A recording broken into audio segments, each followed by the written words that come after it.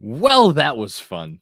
Hey there, Knicks fans. Welcome to the New York Knicks Film School Postgame show powered by BetUS. I am very pleased to have a bunch of you staying up late, at least here in New York, up with me to talk about a game that was a lot of fun. And I'm going to say at the outset that I apologize to everybody because I'm feeling a little under the weather, as evinced by the fact that I forgot to turn my lights on. My fault, Andrew.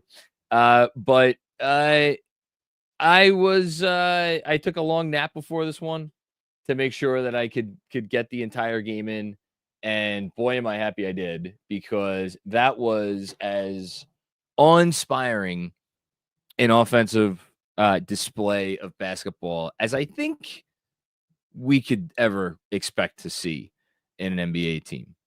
And there are a lot of things that we could take away from this game. And a lot of the things that I am going to take away from this game are actually on the defensive side of the ball. I know it was, you could say this about pretty much every game that they play. It was not perfect defensively. It was not close to perfect defensively.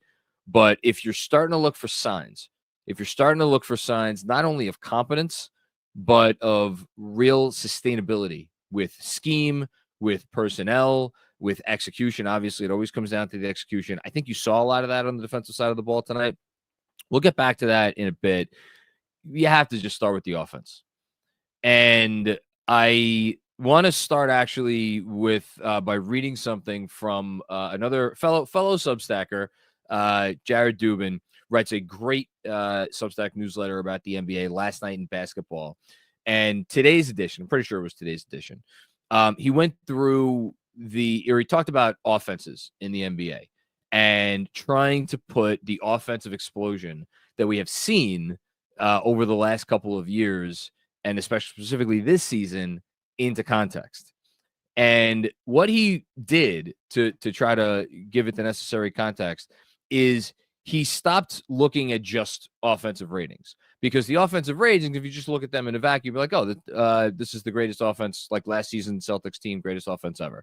This season coming into tonight, Celtics, Cavs, Knicks, the second, third, and fourth greatest offenses ever.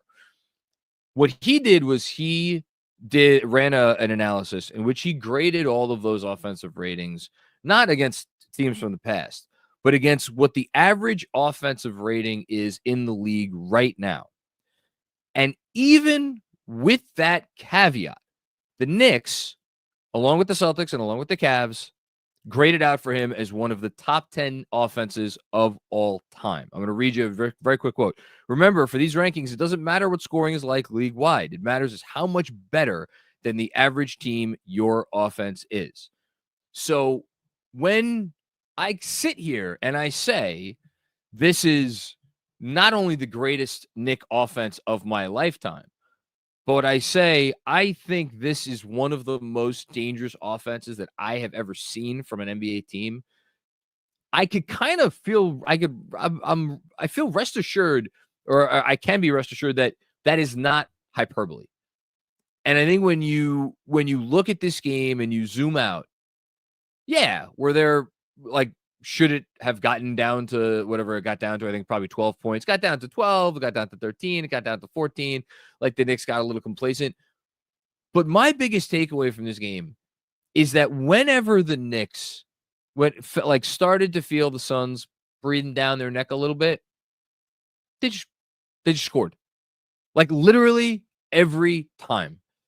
And it wasn't, oh, we're going to score on a tough bucket, although Jalen Brunson certainly had a few of those. And Karl-Anthony Towns, I mean, he makes everything look so easy, had a few tough buckets as well. But they were able to get a quality shot whenever they wanted.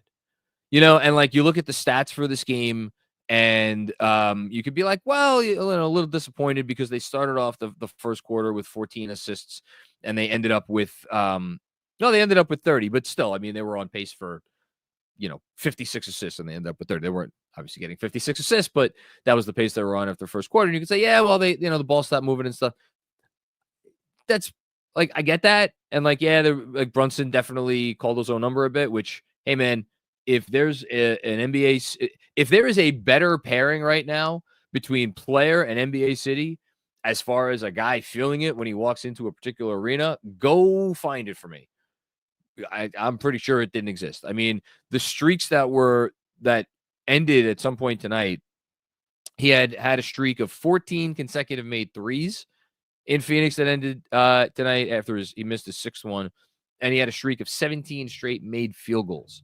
So, like, I can forgive some of the the lack of assists after the first quarter, not only from Brunson, but from everyone, because then you look at a guy like Towns, and I'm going to do my autograph signature moment of the game a little bit early here. So, Andrew, if you want to pull up the autograph graphic, and I'll set the scene. Oh, you already got it up. Who's better than you? It was the late third quarter. The Suns had gotten the lead down to 14, and Karl-Anthony Towns checks into the game. And they and Breen, I think, even commented it on the broadcast. Checks into the game, like, comes down the floor. Nurkic, who, I mean, I feel for you, Yusuf Nurkic, after this game, because, like, what is that guy going to do? Seriously, what is he going to do? He's tried his best, that's all you could ask. And Nurkic is playing off, or whoever they had in the game, even at that point, was playing off, and Towns just gonna be like, all right, you play off me, shooting 52% from deep this season, just gonna fires away, nothing but the bottom of the net. And, like, for, I don't know, 90-something% of the league, that's a bad shot, right? For 90-something% of the league, that's not a good shot. And funny, Towns' three-point percentage actually went down today. It was only 3 for 8. It's weird to see him go only 3 for 8 from deep in a game. But he, like, that's not a good shot for so many players. And for him, he is just operating at such a level where you just, I mean, it makes you shake your head. And then all the dominoes fall from there. Because when you have to, as a defense, honor everything that he could do, and I guess this is becoming a little bit of a gush session about Karl-Anthony Towns on a night when Jalen Brunson is going to be my 3-star player of the game, and deservedly so. I mean, again, the guy was unstoppable. 36 points, 10 assists, we should say, for Brunson. Did have 5 turnovers, which isn't ideal, but another 10 assist game. Like, you love what you're seeing there. It's you can't give him room on the arc or behind the arc. If you play up on him, he's going to drive, and boy, oh boy, was his drive game great tonight. And then if you try to put a small on him and hide your center on Josh Hart, which a lot of teams obviously are going to continue to try to do, and there's different ways to counter that depending on who the other team's personnel on. Well, he's going to take it into the post, and we saw that part of his game tonight too. And in the ability to do all that, when you add the unselfishness, and Towns only had 2 assists tonight, but, like, there are going to be games where he's only going to have 1 or 2 or 3 assists because of how teams are playing him. If teams are playing him to be like, all right, if you're going to beat us, well, then he's just going to beat you. If teams are not going to let him beat them, well, then he's just going to rack up 5, 6 assists, whatever. And that is the beauty of this player. And that is the beauty of the impact that he has on their offense, which is, I cannot wait for the advanced stats to update tonight, because I think there's at least a chance that they're going to move up even higher in the rankings. I don't know if they get to 1. I actually didn't even check it today after the Cavs and Celtics game last night. That's a bad job by me. But, like, they have a chance to continue to climb. Yeah, right now they're at 121.1. Cavs are at 123, so probably not catching them tonight. And from here on in, like, what are the challenges left for this offense? Consistency, like, don't get complacent. You shouldn't be letting, like, and again, I want to give Phoenix a lot of credit. Phoenix, to their credit, was knocking down threes tonight. I mean, that team made 38% from deep. Since Kevin Durant went out, they've had 4 abysmal shooting games from 3 and 2 good shooting games from 3. The 2 good shooting games from 3 that they had, they won 1 and they should have won the other against Minnesota. But they could blame Julius Randle for that one. Like, that's a representative basketball team. I don't know, this version of the Suns without Durant and Beal, are they a 500 team in the West?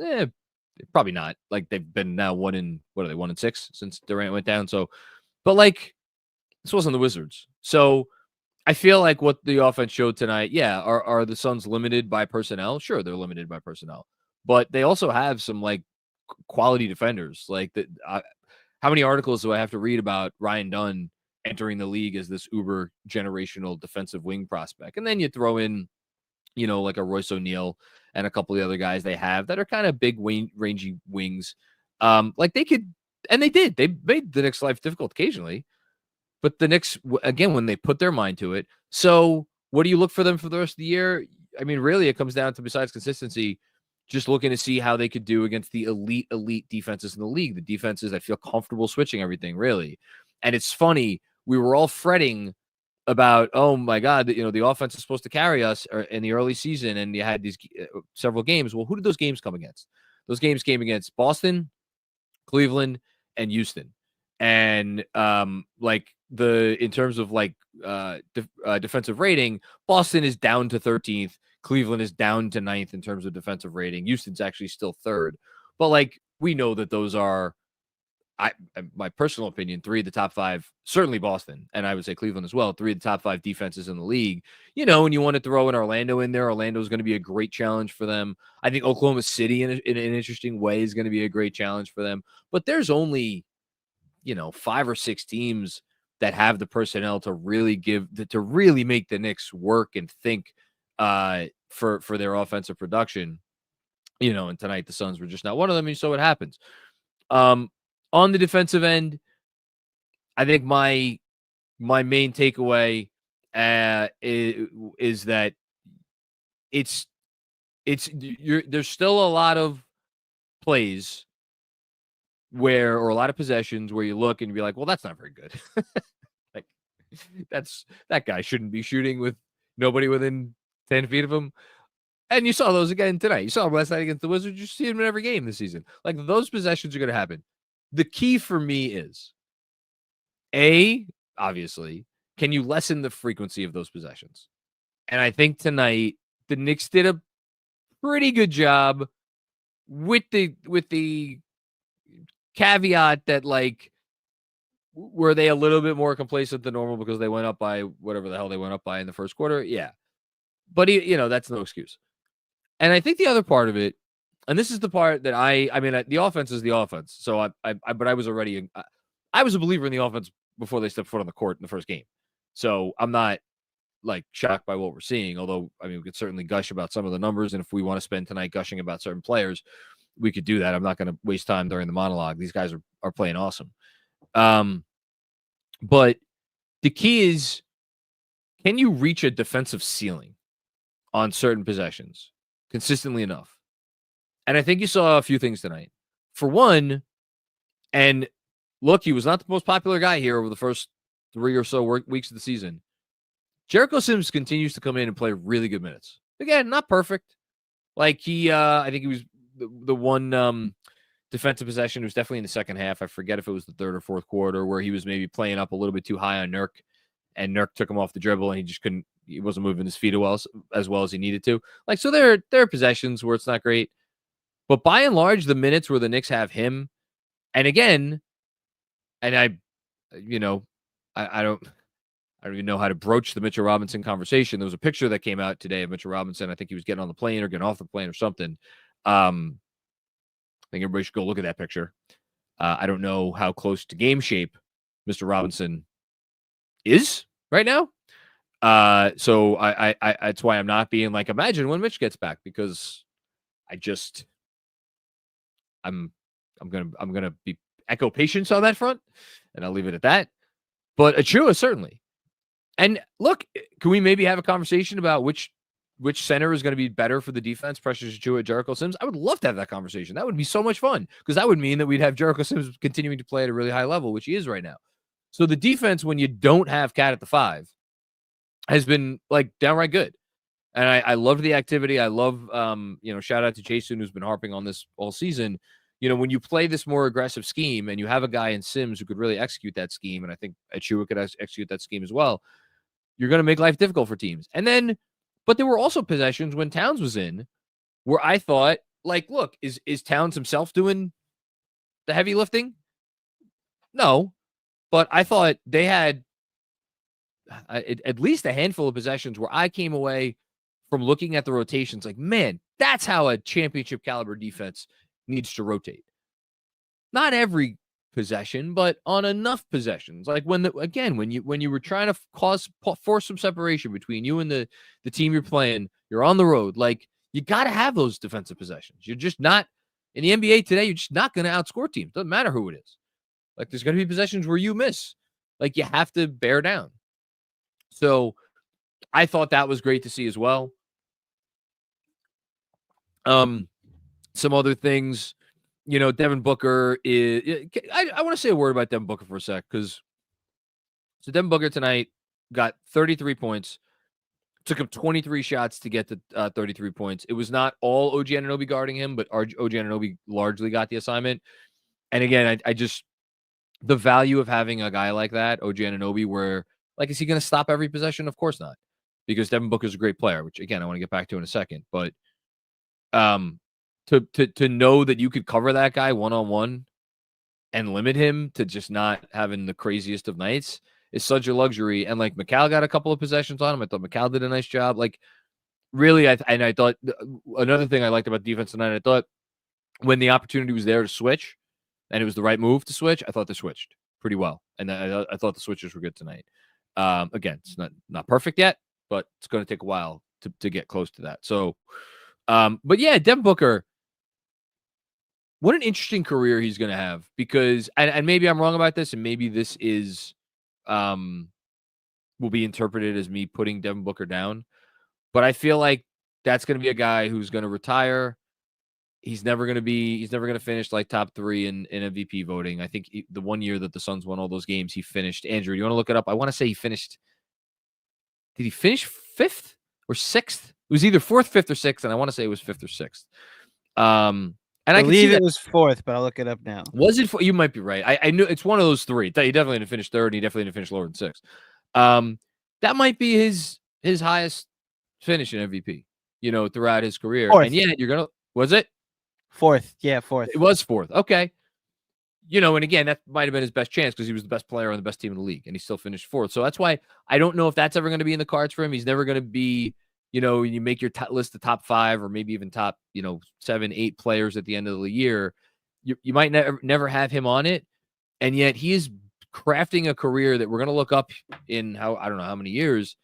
And he's going to retire as like one of the 15 greatest scorers who ever lived or something crazy like that with like obviously all the all-star teams and all NBA teams.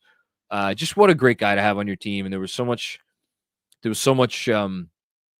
silly in retrospect discussion about like, oh, can you have a winning team around Devin Booker from early in his career? And so I just wanted to give a shout out to him because he's really good. But tonight's about the Knicks, and lo and behold, 4 in a row. Should be 6 in a row. Should never lost that Bulls game, but what can you do? 9-6. You like where you're at? I have the Orlando Magic and Los Angeles Clippers game on my television as we speak. The Clippers are up by 14 points in the 4th quarter on Orlando. Is it too early to scoreboard watch? Never. Hell no, it's not too early to scoreboard watch. Got to get up to 3rd place in the East. Come on, baby. You know what it is. So, yeah. That's all from me. Andrew, did I miss anything, or can we go on to hear from some super chatters? Let's do it. These first 2 are from before the game tonight. From one, Robert Cross. How did I know? And Robert was messaging me throughout I think before halftime. He's like, I hope I can make it through the whole game because Robert, if anybody doesn't know, is old. And if I call you old, you must really be old.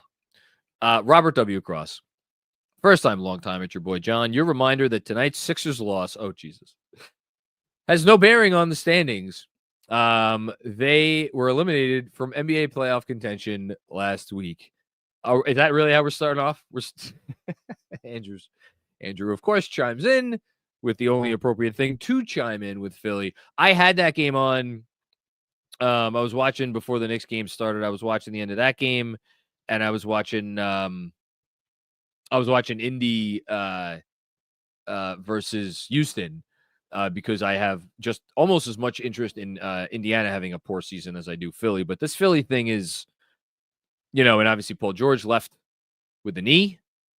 They're 2-12. And I felt like I was watching a Sixers team. I felt like I was watching a Sixers team on defense that had given up. And just like the Grizzlies, it was similar to the Knicks tonight. But that's more the Knicks offense than the Suns defense. That was more the Sixers defense. Because again, no John Morant for the Grizzlies tonight. And the Sixers made a push late. Embiid had a terrible turnover in the last 40 seconds of the game. Threw it to an empty corner. That could have made things interesting. But like, it's not great in Philly right now. All right, next one from Robert Cross again, I believe. First time, long time. It's your boy John. Looking forward to watching the post game tomorrow morning. Hopefully, it's a W. This is a late one for me. Let's go Knicks. Well, you're going to get rewarded, and you're going to feel great about life when you wake up tomorrow morning, and I'm thankful for that because you deserve to feel great about life, Robert. You're a good man. These next couple super chats happened during the game. Thank you so much for making me aware. Sam Garcia is that. Hello, Ray. I think JB is going to be just fine. I'm happy Breen pointed it out during the game where he was like, you watch the games and it's the eye test and you're like, man, Brunson's not the same. And then you look at the numbers and the numbers are what the numbers are. And the numbers are, as he said, some of the numbers this year are better than some of the numbers last year. He's finding it. You love to see the lack of hesitation. Or I guess you don't see a lack of hesitation. You see the willingness to shoot threes because it felt like for a lot of the season or for certain portions of the season, he was not as willing to fire away and goodness knows he was willing to fire away tonight. And it set up the rest of his evening and it set up as much as Towns doing what Towns did. It set up the whole night for the Knicks offense. Thanks, Ray. The Plaid Unicorn. What's going on, the Plaid Unicorn? I like that name. Great start, but can we take a minute to laugh at the Sixers? Embiid can't move on defense, and McCain, good stats, bad team guy. Sad. Well, Jared McCain may be a good stats, bad team guy, but I don't know if I should say this out loud because no. For the purpose of content, I will say it out loud. I put in a claim for Jared McCain in our KFS Fantasy League. Now I know that there are people in the Fantasy League who are watching this right now, and I'm not 1,000% sure that people know that Jared McCain is like on the waiver wire. So I've had this claim in for a few days. I'm hopeful that I could get him because he can keep putting up all the stats he wants on a terrible Sixers team, and that'd be just fine by me. There's nothing wrong with that. Yeah, it's fine. Yeah, I've had fantasy teams with losers on them before. All's fair in love in fantasy basketball. There you go. You know how many losers I've had on my team in the past? And that they have Aaron Rodgers on your team this year? In more ways than one, John. In more ways than one. Things are going swimming. We're here to laugh at the Sixers, John Macri, not New York football teams. The 76ers. I won't talk about Philadelphia. Yes. I won't talk about any sports teams that play in Jersey. How about that? Thank you.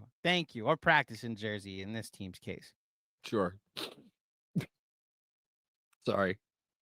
Hayden Freed, what's going on, Hayden? Hey, J-Mac, how does tonight's game and the recent stretch of games impact your thoughts on the team's long-term ability to read an ad? Jesus Christ. What are we doing? Thanks. Hashtag BNS. You know what? Actually, you want to laugh? I thought of this whole joke when I went on. I actually think it's the ESPN Fantasy Basketball app, truth be told, where I think they have an ad running. I think it's the ESPN Fantasy Basketball app for some kind of, I think it's a clothing brand that Jalen Brunson endorses. I think that's what it is. It's Jalen Brunson endorsing something. So I think Jalen Brunson is an excellent reader of ads, and good for him. Just reminded me that I didn't actually say the whole autograph ad. For anybody who doesn't know about the autograph app, go download it, and you can get rewarded for your fandom. And also, there it is.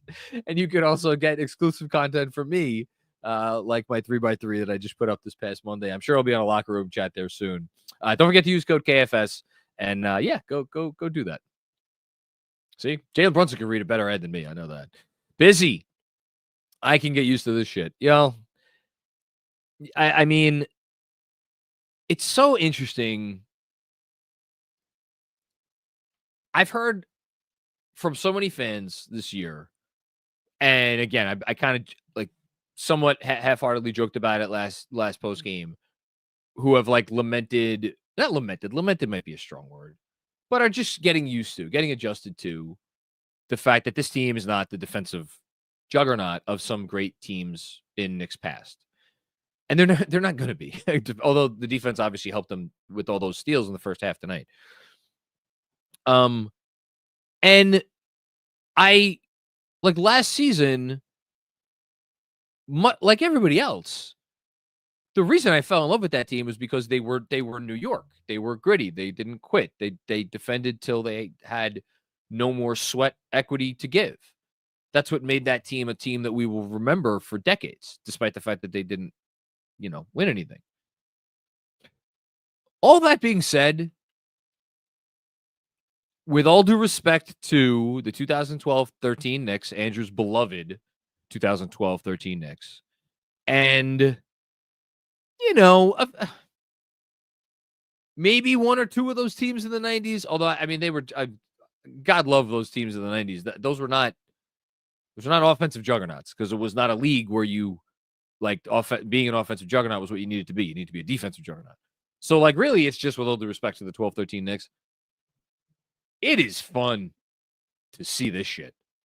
Like, we've never had this here, like, whew, boy, it's just, you have to shake your head and you're like, is this real life? And again, I know my old heads out there are saying, yeah, but you got to stop someone in the playoffs. And yes, you do. Yes, you do. 100%. To which I respond, if this team could figure out how to stop someone in the playoffs, even a little bit, I really do believe we're going to stop the, the drought that's been going for over half a century. That's how good the offense is. Thanks, Busy. Matt G, what's going on, Matt? I don't understand the physicality allowed versus Jalen Brunson. I hope they figure out the defense because the O is chip worthy. Yeah, I mean, you just basically took my last thought. How they're playing Brunson. We talked about it a little bit last night. The play, or 2 nights ago.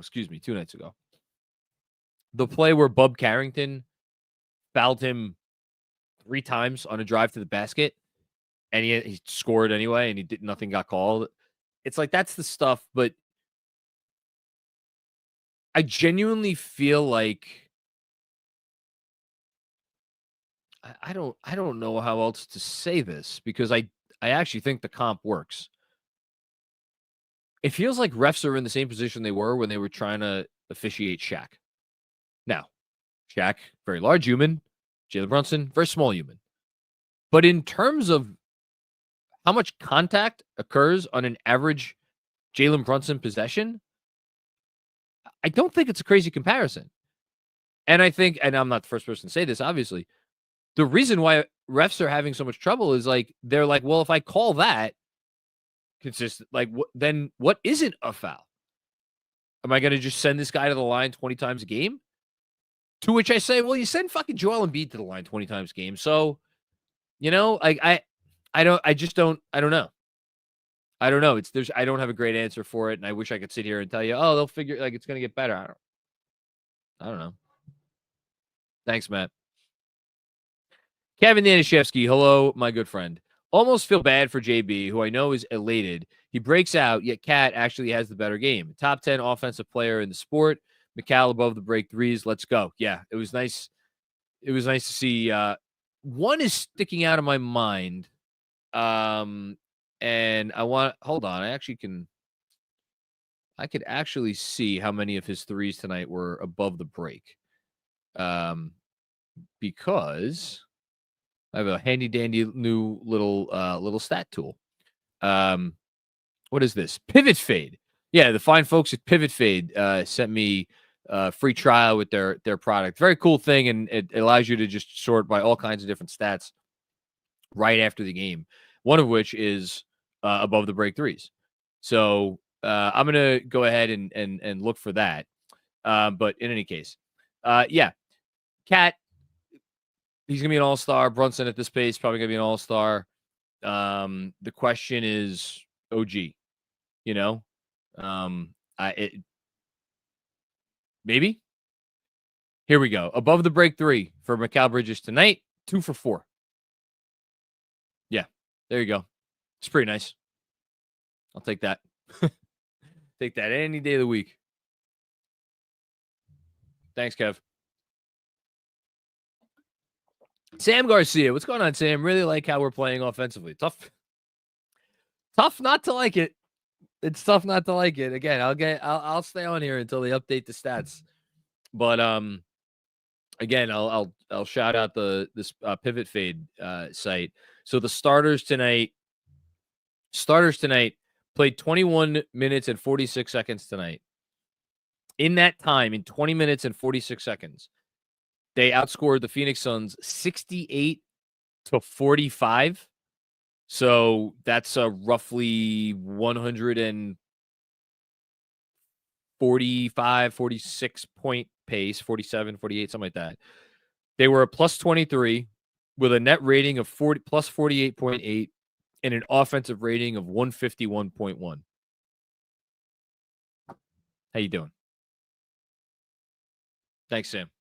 Sam with another one. It's not always sunny in Philadelphia, it seems. I'm so fascinated to see what happens down there. Andrew, I don't have it in me to laugh, so if you want to get up here and laugh at the Philadelphia 76ers, I'd be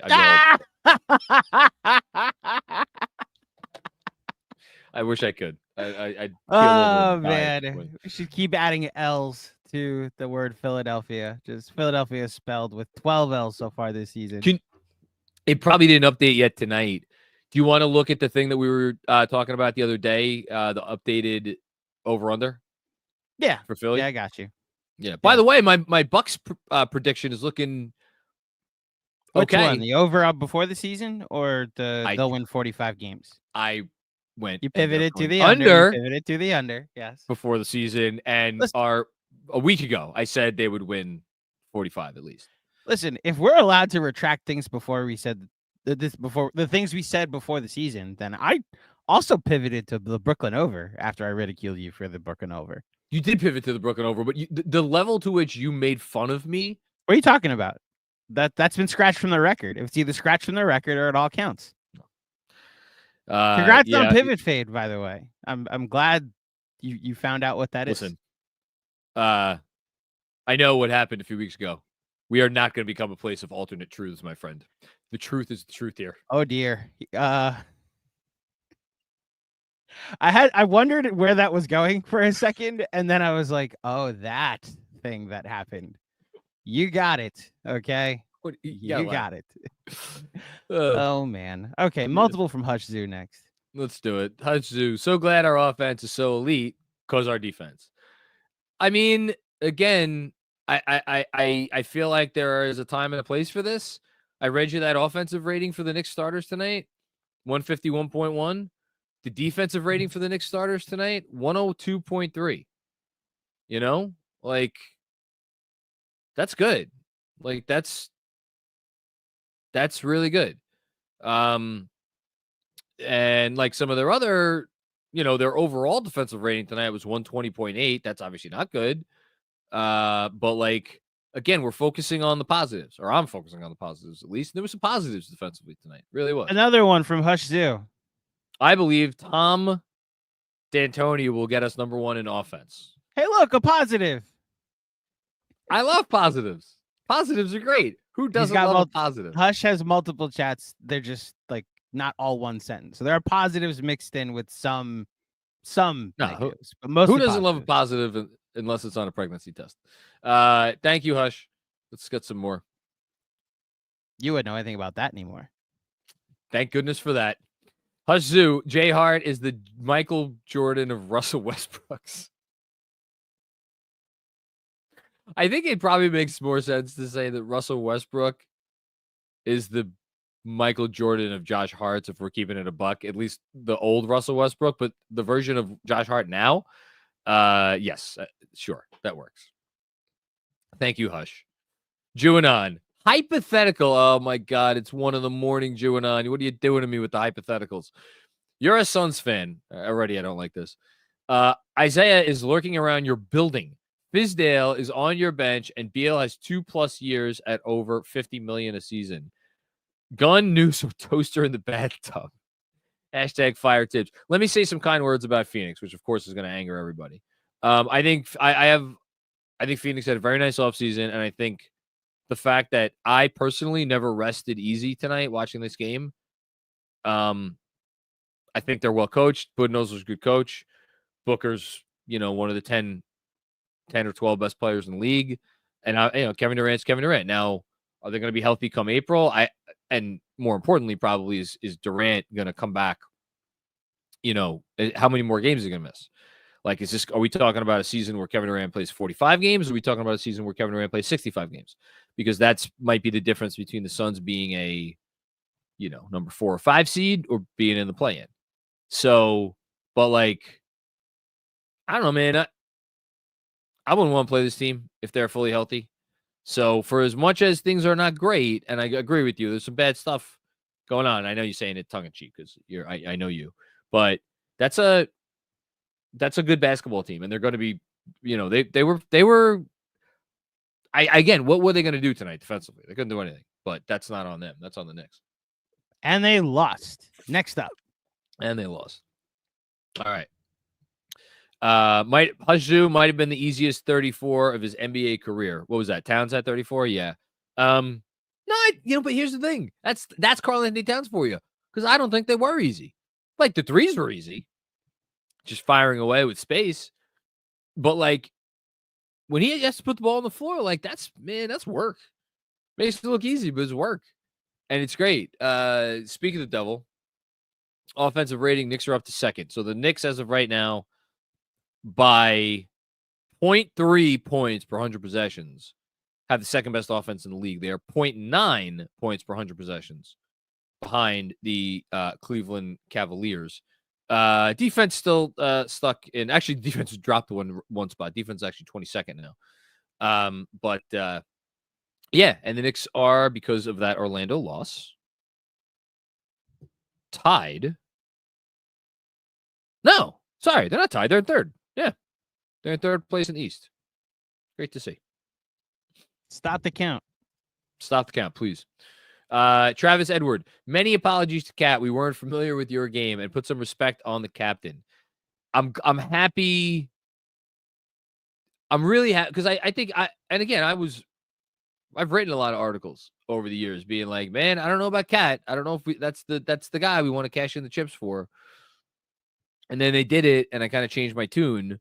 One, because I'm always going to try to be positive, but two, I was like, all right, if you're ever going to make it work with him at the 5, if you're ever going to do it, give or take a defensive Jalen Brunson on defense, you're going to do it with the rest of this group, with these wings. And so, but like, the guy's going to make his, who's going to make his 5th All-Star team this year? So, I mean, so he doesn't get hurt and something crazy doesn't happen. Like, as of now, he's a shoo-in for the Eastern Conference All-Star team. I don't know, but All-NBA, depends how the Knicks do. Thanks, Travis. Alex, any Western Conference road win is quality. Hashtag astute.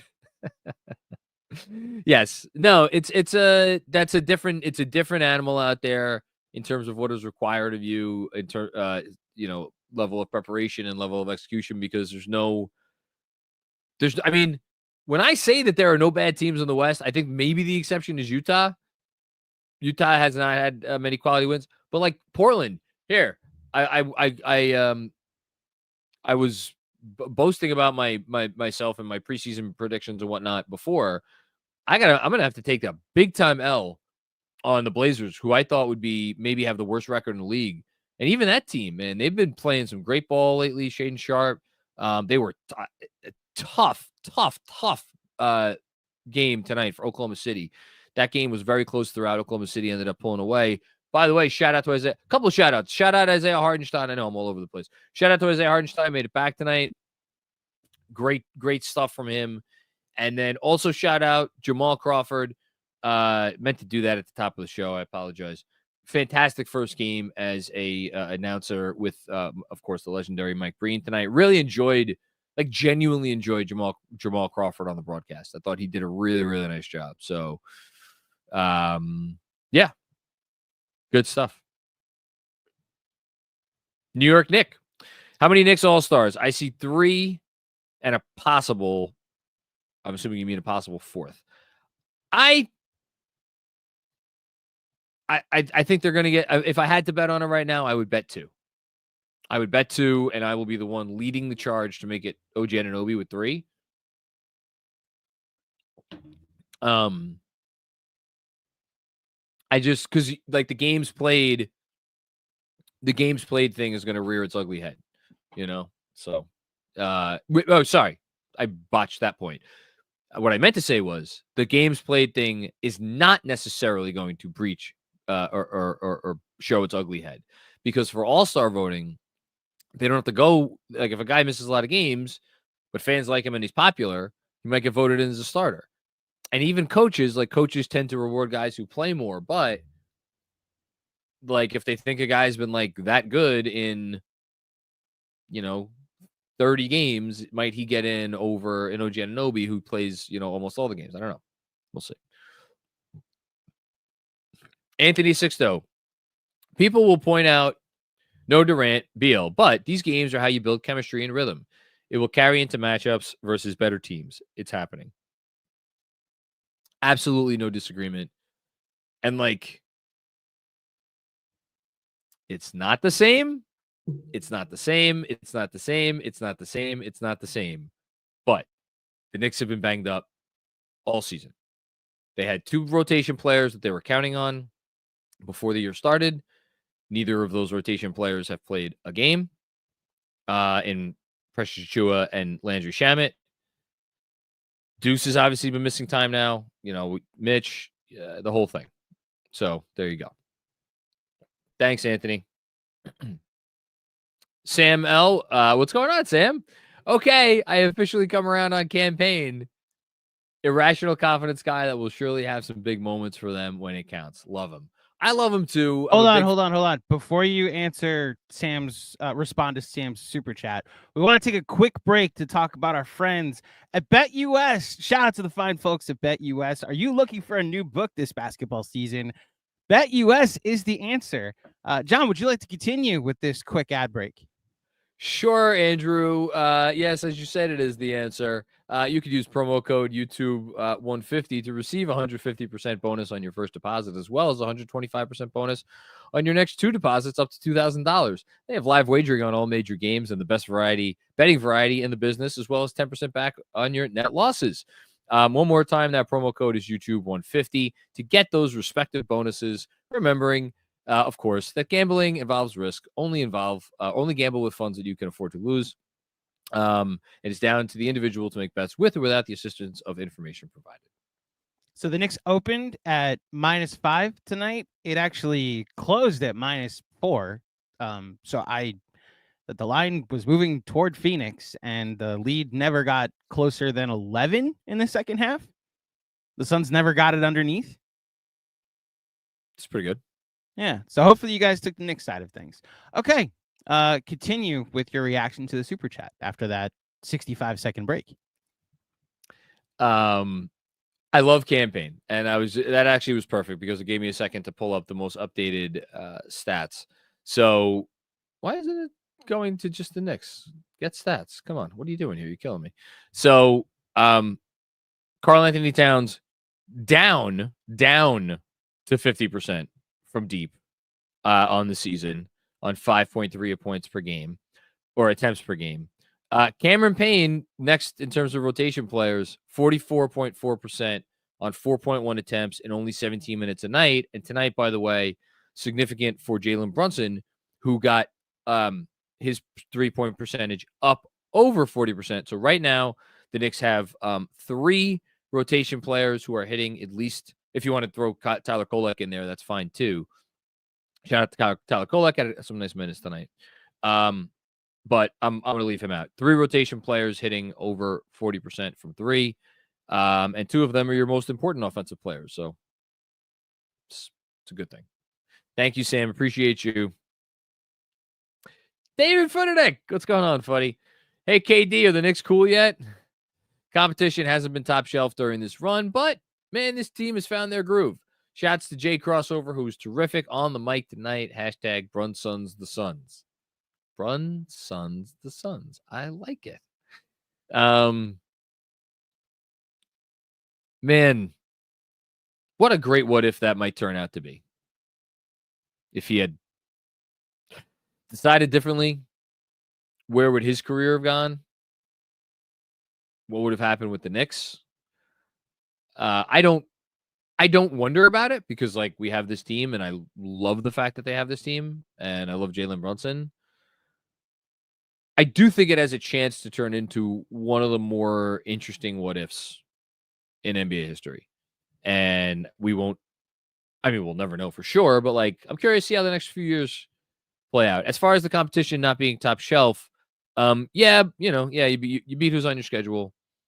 And there's no such thing as a bad loss for this team right now. No.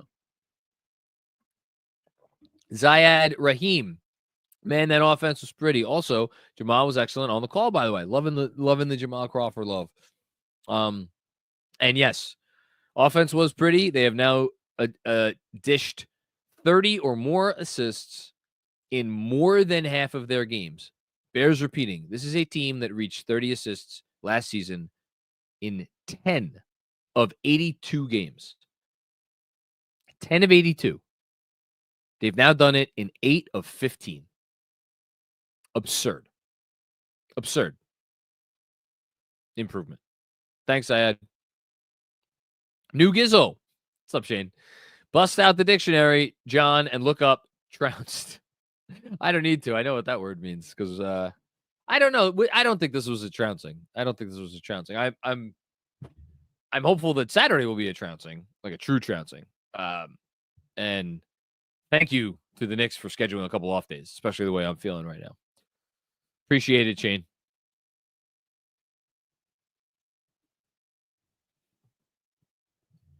Christopher Morrow. Thank you for the generous contribution to the Knicks Film School Postgame show. Worm.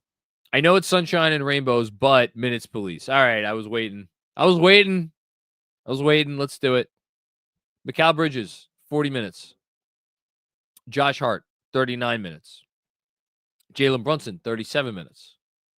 OG Anunoby, 35 minutes. Karl Anthony Towns, 34 minutes. And then for good measure, Campaign, 26. Sims, 14. Kolek, 11. I think we need to start separating out Hart and Bridges just because those guys kind of need to be regulated or need to be, monitored differently because, again, this is part of their superpower. OG, Cat, Brunson, those guys, keep a close eye on them. And, would you have liked Brunson to get a few less than 37 tonight? Sure. But even again, Brunson, he wants to be out. I know that's not a defense. Ignorance is not a defense in the eyes of the law. Wanting to play is not a defense to a coach who plays you too many minutes. But he doesn't want to play. He doesn't want to be out there for what it's worth. Thanks, Worm. Michael Zeisman. I hope I pronounced that correctly. Thank you, Michael, for the very generous super chat. First time, long time. Big fan, but I haven't spoken up before. Oh, well, thank you. I appreciate you speaking up now and waiting till the night owls are out. Keep up the great work. I'll try. I don't know if it's great work, but it's the best we could do. Every time I watch Cat play and then hear him speak, I fall more in love with him as a major piece of the Knicks short-term and long-term. Sky's the limit. I'm so happy you said that, Michael, because, and again, I don't know if this is homerism or if it's, the quotes of his that make the rounds that we would hear in New York are the ones where he maybe says something a little silly, but the vast majority of the time, he's actually really thoughtful and engaged. And even the quotes of his that have made the rounds like the stuff he said about, the playoff series versus the Nuggets, a couple years ago. Like, and like when he talks about he's the greatest shooting big man. Like, I get where it's coming from. By and large, and really everything he said since coming here, like, he's a really easy guy to like. And that's not just because he's likable. Like, he's clearly smart. I love the way he thinks about the game, or at least the way he seems to think about the game from his from when he talks in his microphone in front of his face. So yeah, man, I that's a great comment there. Really agree with that, and I appreciate you pointing that out, Michael. Thank you. Brett. Thank you, Brett. 3 straight games now that Sims has looked good. Yes. Well, I shouted him out at the top of the show. Give him another shout out here. Did Tibbs light a fire by playing a rookie over him for 30 minutes exactly 4 games ago? I don't know. Either that or Tibbs has been known as something of a big man whisperer over the course of his career. It's one or the other. Or maybe just Sims needed a little while to get going. Like, whatever it is, I no longer fear for my life when Jericho Sims enters a basketball game. I actually have quite a bit of confidence that on defense, the Knicks are going to do what they need to do. And then maybe there's going to be some good stuff on offense as well, albeit in a different way from Cat. Thanks, Brett. Jay Stills. What's going on, Jay Stills?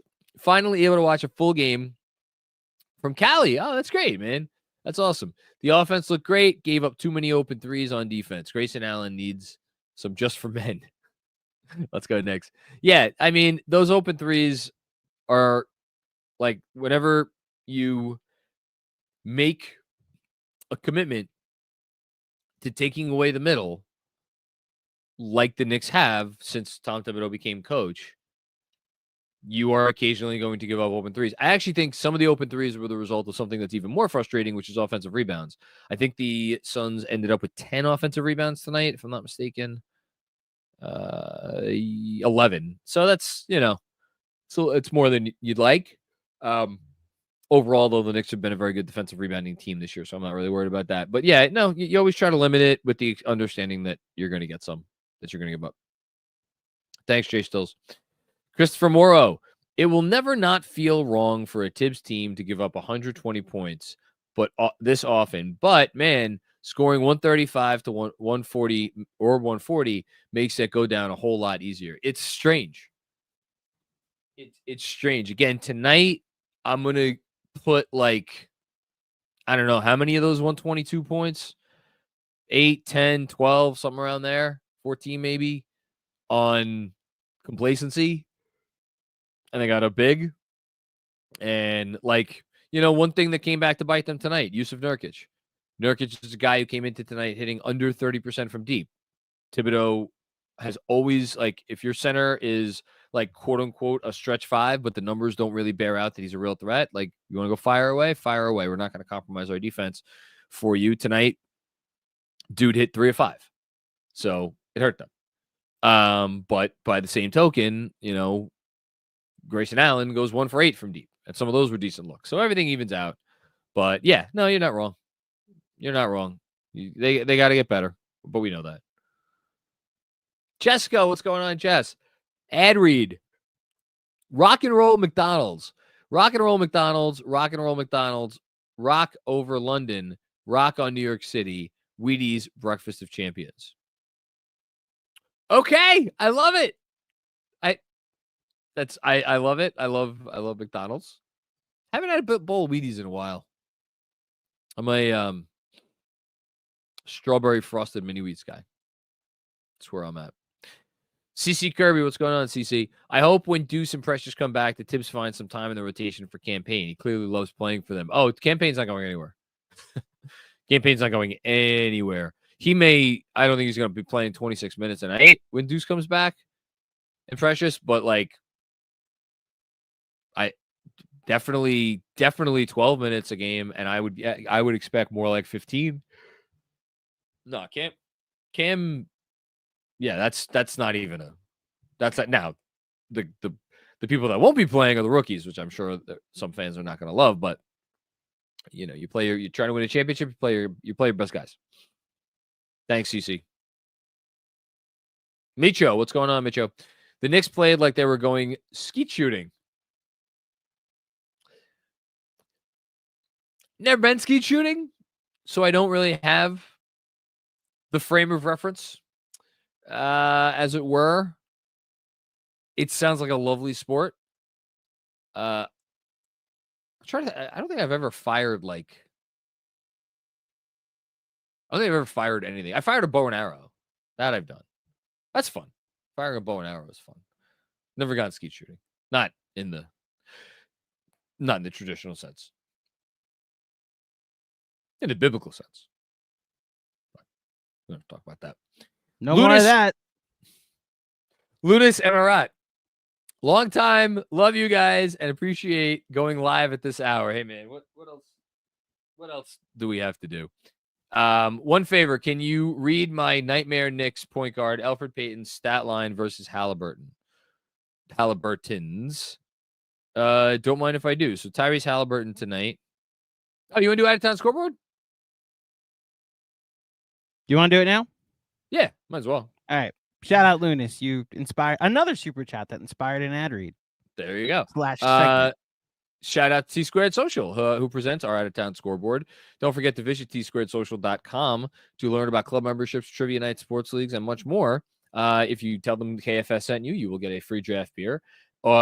And you should go there and watch any sporting event because it is the best sports bar in New York and conveniently located on 42nd Street, right down the block from Grand Central Station. So the Houston Rockets moved to 11-5. Shame that they lost that game against the Bucks the other night.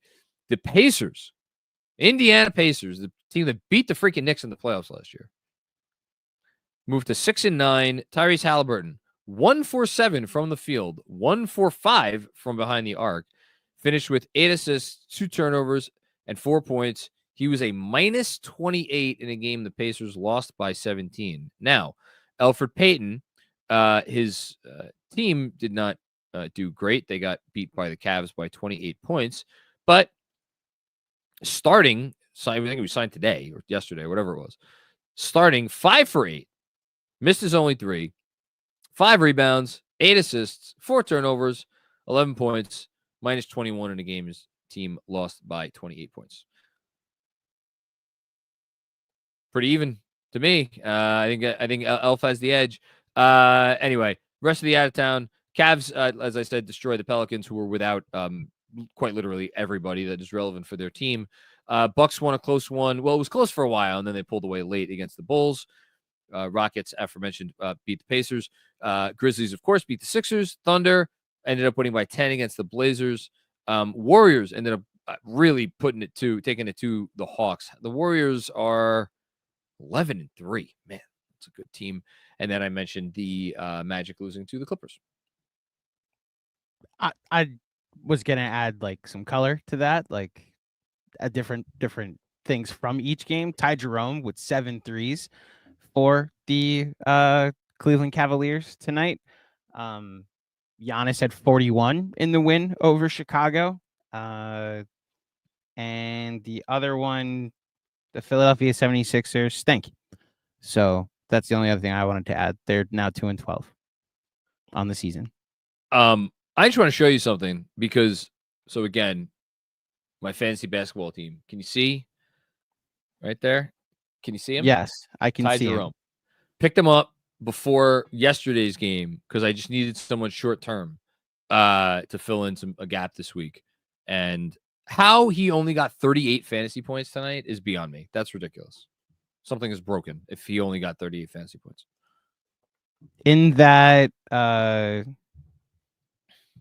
Clippers in that Pacers game, they went 5 of 22 from 3, which is rather annoying after they made 22 threes against the Knicks. Now they went 5 of 22 against the Knicks. I look forward to against reading the who they play tonight, the Rockets.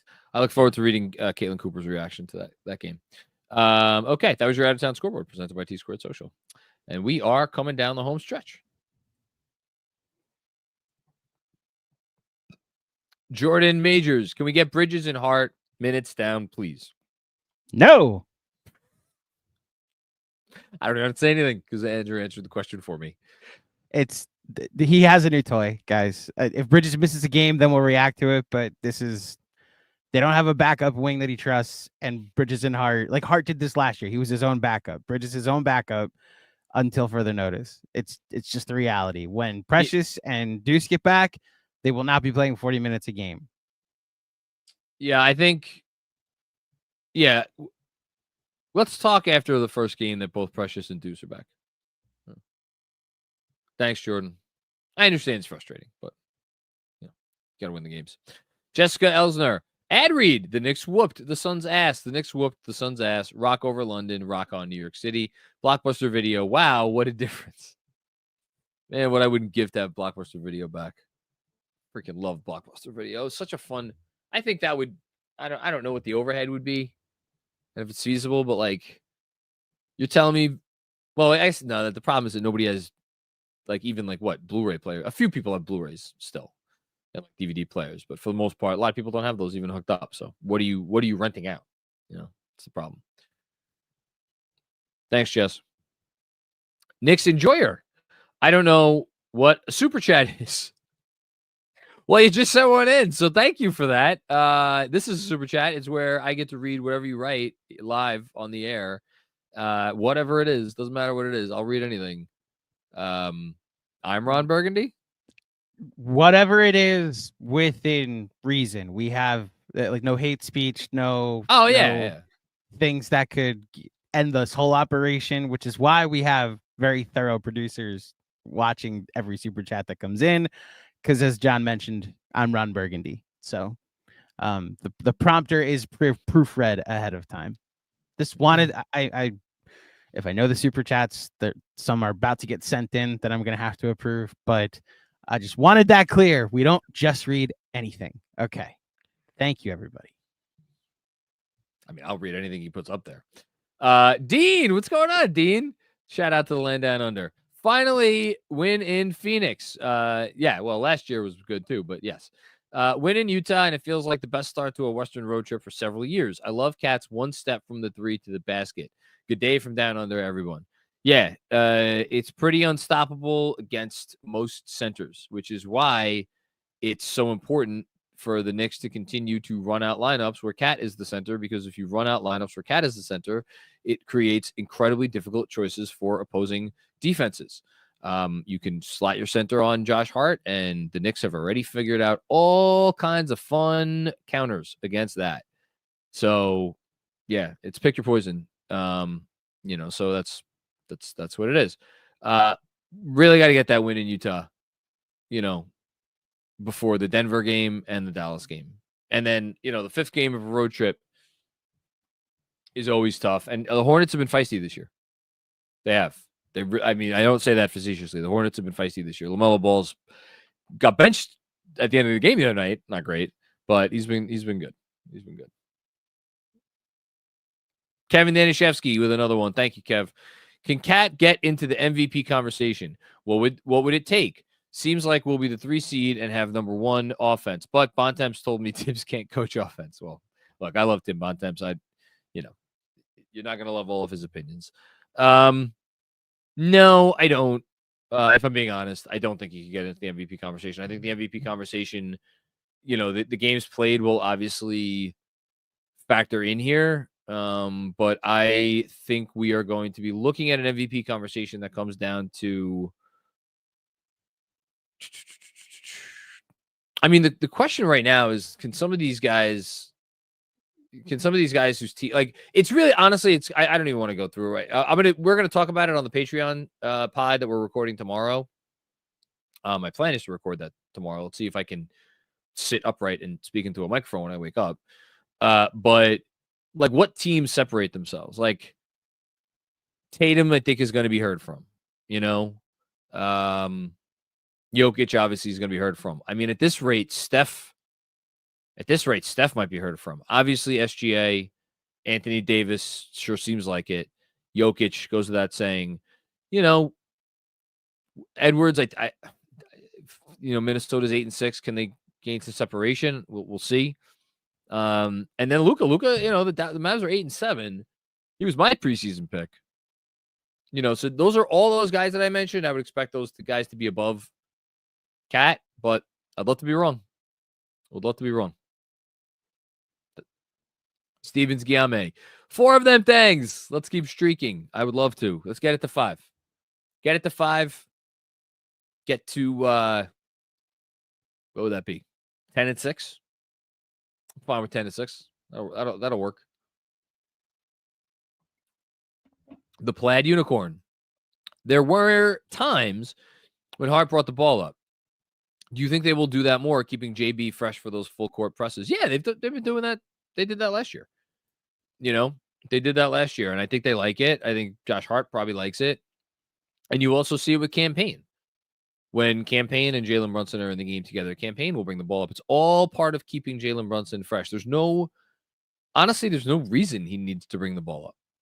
Like certain game situations, sure. But I think that's a good idea, and I think they'll keep doing it. Thanks, Plaid Unicorn. Brando. Cat has been everything as advertised and more. Yeah. Pretty much. Yeah. Love it. It's great. Guys, best having as good a shooting season as anyone in the league. Little cold, little, not maybe from 2, but when you put it all together, he's having one of the top 5 shooting seasons of basketball, without question. Kev with another one. Contrast this game with last year versus the Suns with no KD and Beal. That's a great call. Kev, you have your moments. Yeah, the Knicks lost that game. It was one of the most frustrating damn games of the season in Madison Square Garden, no less. And that was pre-OG, very inconsistent basketball team. And this team is completely reimagined. So, yeah. Thanks, Kev. Bernard Richardson, the NBA is really tough. Man, the NBA this year is...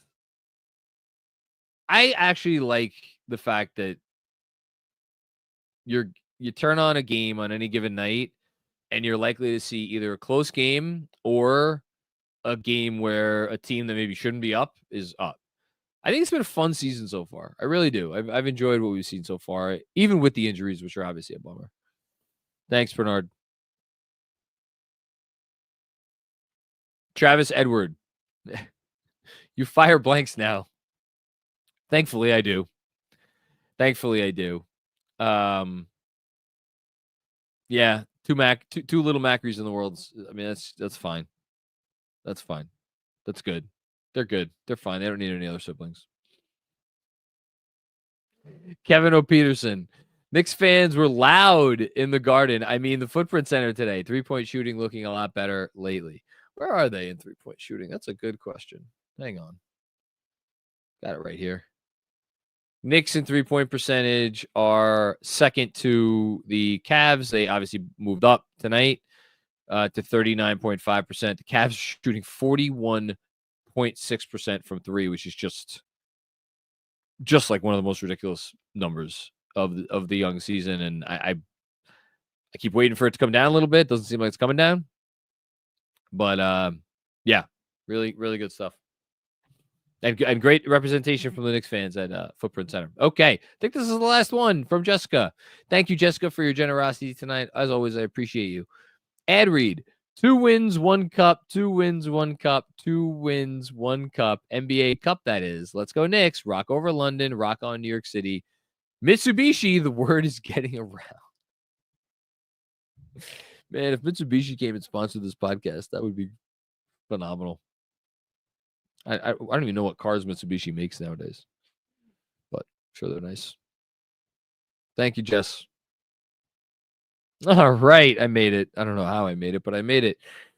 Thank you, everybody, for tuning into the Knicks Film School post-game show presented by BetUS. Please like this video, subscribe to this YouTube channel, and, of course, if you're listening in podcast form, leave us a 5-star rating or a nice review. And in the review, you could say, on the most recent episode I listened to, the host did not keel over and die during the episode. which is the best compliment that anyone could give me tonight. We will be back, of course, with more fun and games before you know it. Andrew Claudio, very exciting live pregame pod dropping. Is that Friday? And then we'll have a post game after the Jazz, which I will be on Saturday. So and DJ, Casual Friday also. Casual Friday is on Friday. The schedule for the next couple of days. John and I believe have a Patreon pod that we're going to be recording tomorrow. You just got frozen in a very now you're back. You're back now. You got frozen in a funny face. That's all. We will have a Patreon pod if you want to sign up for Patreon. Get an extra Knicks Film School podcast a week covering the entire NBA, as well as a ad-free version of this pod. That's become a topic of conversation lately. You want an uninterrupted version of the Knicks Film School podcast, part of the Mellow tier on Patreon. We have a separate feed there. DJ has a new film session coming out. Thank God the Knicks are going to have a win for these guys to break down. So shout out to DJ. That'll be on the YouTube channel on Thursday. And then as John mentioned, I'm with Spencer Checkets on Friday at noon. And then Jeff J and Mensa on Friday at 5 p.m. And then over the weekend, the Knicks will play the Jazz. Thank you, John, for toughing it out tonight, late into the morning. That is perfectly fine. I look forward to trying to write some cogent words about this game for the Substack. We'll see how that goes. Later, everybody. Bye-bye.